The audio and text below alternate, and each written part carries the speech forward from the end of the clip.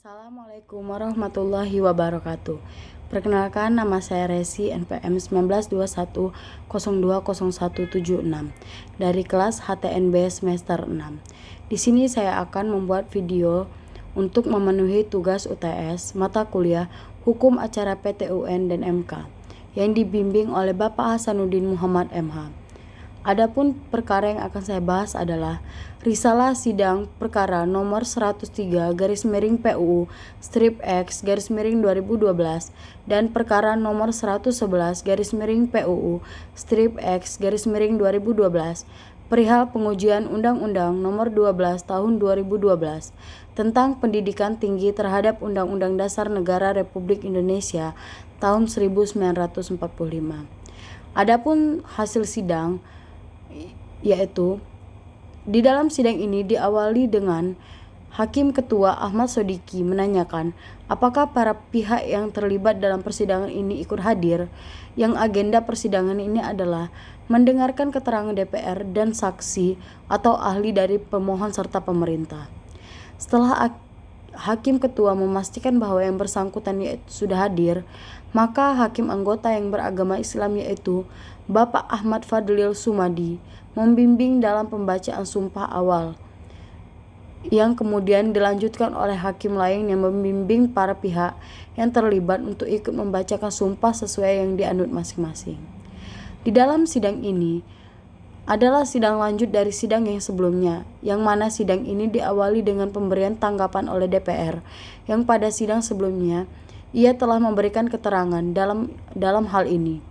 DPR RI menyampaikan keterangan pendahuluan terhadap permohonan pengujian Undang-Undang Pendidikan Tinggi terhadap Undang-Undang Dasar Negara Republik Indonesia tahun 1945. Dalam perkara nomor 103 dan 111/PU strip X /2012 yang secara lengkapnya akan disampaikan kemudian tertulis kepada Majelis Hakim Mahkamah Konstitusi melalui Panitera Mahkamah Konstitusi. Setelah DPR menyampaikan keterangan secara lengkap sebagai pertimbangan bahan Majelis Hakim Mahkamah Konstitusi untuk membuat keputusan sebagai berikut. Yang pertama, menolak permohonan akuo untuk seluruhnya atau setidak-tidaknya permohonan akuo tidak diterima. Yang kedua, menyatakan pasal 64, pasal 65, pasal 73, pasal 74, pasal 76, pasal 86, pasal 87 dan pasal 90 Undang-Undang Nomor 12 Tahun 2012 tentang pendidikan tinggi tidak bertentangan dengan pasal 28C ayat 1, pasal 28D ayat 1 dan pasal 31 ayat 1 Undang-Undang Dasar Negara Republik Indonesia tahun 1945.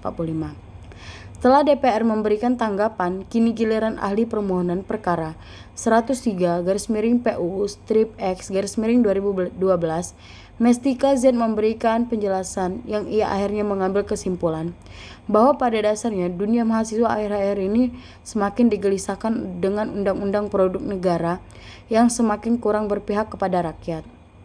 Dalam hal ini, khususnya Undang-Undang PT tahun 2012, kami juga ingin menyatakan bahwa undang-undang tersebut menunjukkan memang kegagalan rezim non-liberal SBY Budiono dalam melindungi dan mengemban amanat konstitusi di bidang pendidikan. Ia telah gagal menyelenggarakan pendidikan yang layak bagi setiap warga negara. Tanggapan terhadap pemohon dari pasal 65 ayat 1 sepanjang perasa atau dengan membentuk PTN Badan Hukum serta ayat 3 ayat 4 Undang-Undang Nomor 12 Tahun 2012 tentang pendidikan tinggi terhadap alinea keempat pembukaan Undang-Undang Dasar tahun 1945, pasal 28C ayat 1, pasal 28E ayat 1 dan pasal 31 Undang-Undang tahun 1945. Dan ia juga menanggapi terhadap pertanyaan selanjutnya, mengapa perguruan tinggi harus otonom, yang mana ia menganggap bahwa adanya kekeliruan terhadap pemahaman tersebut. Padahal yang dimaksud dalam hal tersebut adalah pangkal segala pendidikan karakter beliau ialah cinta akan kebenaran dan berani menyatakan salah dalam menghadapi sesuatu yang tidak benar.